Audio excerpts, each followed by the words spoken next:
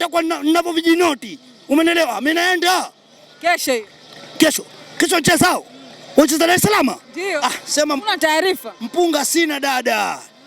Kunataka harama she.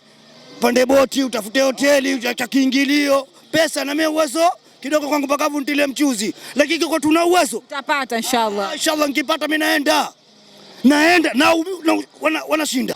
Kwa mechi ya Simba kesho, Mwenyezi Mungu akipenda, najua nisiongee uongo.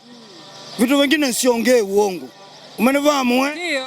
Kitu cha kufanya mimi kwa mchezaji kusema kweli kesho, ninachoshauri mie, ushauri tu. Wacheze 4, umefahamu alafu aje na 1, umenifahamu, alafu aje na 3, sawa, alafu aje na 2. Mabeki pale wake 4, alafu midfield awe mmoja. Sawa, alafu kuna kuja watatu mbele pale. Sawa, alafu mbele sasa asimame mtu mmoja peke yake.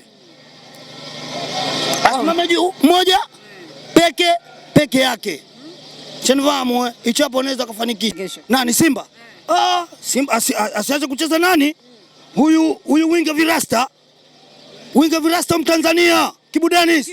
Sasa yule lazima acheze inshallah. Alafu sasa kesho yule akiambiwa acheze, asimchezeshe akacheza kama ile winger back. Yule mwisho wake wa kushuka katikati tu pale. Kwa sababu ukimshusha mpaka chini, alafu atoka juu, matokeo yatakuwa kidogo magumu. Ushafahamu? Kwa hiyo wakati wa kulinda aje paka kati. Asaidie katikati. Huyu midfield wa katikati huyu asaidie pembeni. Kwa sababu yule si atatoka winga. Kwa maana midfield wa katikati asaidie pembeni kwa Kibu. Kibu asaidie kwa midfield kwa sababu atapata kwenda mbele karibu. Kwa hiyo tupokuja huku chini kwa kwenda mbele itakuwa mbali sana. Kwa hiyo yeye asaidie midfield aje winga, aje huku beki.